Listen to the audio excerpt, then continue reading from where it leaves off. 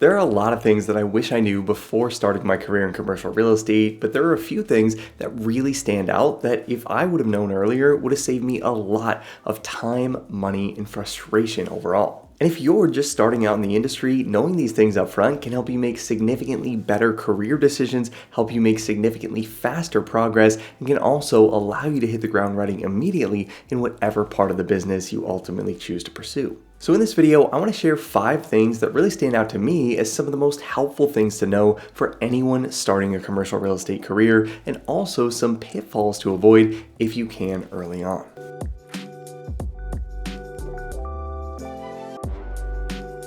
So the first thing I want to bring up that's really important if you're targeting analytical roles in the industry is that virtually all commercial real estate firms use Excel for Windows exclusively. A lot of people come into our courses in Break Into CRE Academy working on a MacBook at home, and while Excel for Mac can do most of the things that Excel for Windows can do, the keyboard shortcuts, the Excel ribbon, and the Excel options overall can all look a little bit different between the two operating systems. And if your goal is to improve the Excel skill set that you'd be using on the job, and especially if you're trying to prepare for a timed Excel modeling exam that you might be given during the interview process, making sure you're familiar with how these things function in Excel on Windows specifically is definitely something worth prioritizing if you're not familiar with the interface already. Now, fortunately, if you are working on a Mac, this doesn't mean that you need to immediately go out and drop $1,000 on a new computer, and there's a really good free workaround for this, which is a software called Bootcamp.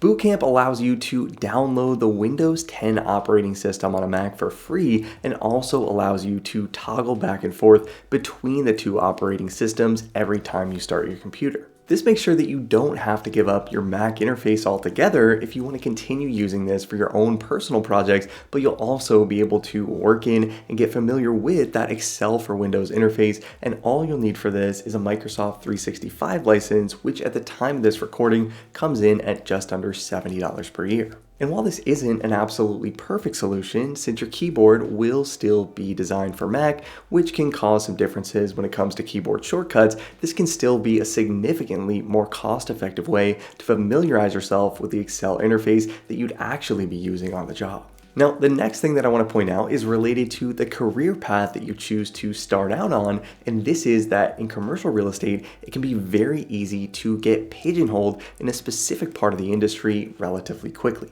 And what I mean by this is that in commercial real estate, you can very easily be labeled as a debt professional or an acquisition professional or a broker early on in your career, which can make it difficult to move into different parts of the industry in the future if you decide you want to make a change. Now, this usually isn't a big problem in the first few years of your career as you're just getting your bearings and deciding where you want to focus long term, but if you're planning to take a job or you're currently in a job that's essentially a means to an end, in most cases you probably don't want to spend more than about 2 to 3 years in the part of the industry you want to transition out of before making a change. Now, the next thing I want to point out is really important if you're looking to maximize your income in this industry as quickly as possible, and this is that for high performers in commercial real estate, brokers can typically make a lot more money than their principal side counterparts early on in their careers. If you're working as an investment sales analyst or debt and equity placement analyst for a major brokerage firm in a major gateway market, assuming the team you're working on is doing a relatively high amount of volume, it's very likely that you'll be out earning your peers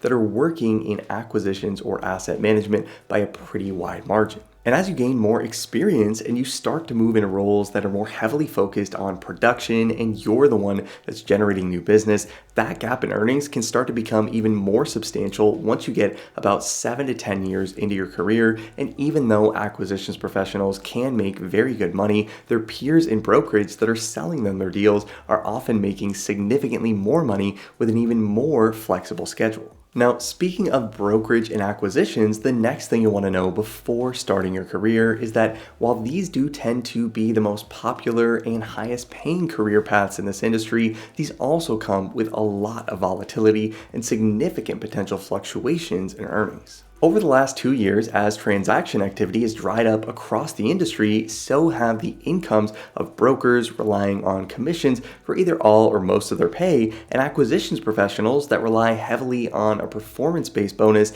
that might be 100 to 200% or more of their base salary for more senior level roles. Acquisitions professionals also tend to be some of the first people to be laid off when deal flow slows down, so while brokers might see their incomes cut by 50 or 75% during down cycles in the market, an experienced VP of acquisitions might find themselves out of a job completely for an extended period of time. Now, the last thing I want to highlight in this video is really important to know when you're just getting started, especially when you're making decisions related to job offers and how you choose to negotiate those job offers. And this is that commercial real estate is a very small industry and you need to act accordingly. When you start your career in a city like New York or LA or Chicago, it might feel like the world of commercial real estate is huge, but once you actually start working in this industry for a few years, you'll start to realize how many people in this business know each other and just how tightly this industry is connected. This is why you'll often hear experienced real estate investors talking about leaving some meat on the bone during a negotiation to make both parties feel like they won a little, since this will make it much more likely that they're going to be able to do more deals with this person or company at some point in the future. And this is also why companies will often do everything in their power to close a transaction once a deal is put under contract, since developing a reputation as someone who constantly asks for retrades or falls out of contract altogether makes it much less likely that brokers will come to you with deals in the first place, or sellers will select you out of a pool of bidders. This is also why I stress on this channel so much not to negotiate a job offer in bad faith or to lead a company on too long during the interview process when you know you plan to take another opportunity, since these things can also get back to someone else that's considering hiring you in the future. Ideally, you want to develop a reputation as someone who follows through on their word and is reliable, professional, and honest. And if you can do that, this reputation is going to follow you throughout the industry, regardless of the career path within commercial real estate you ultimately choose to pursue. Now, unfortunately, I can't help you avoid every single potential pitfall you might run into in this business, but when looking back at my own career, if I would have known these things before I got started, this would have helped me get to where I ultimately wanted to end up significantly faster.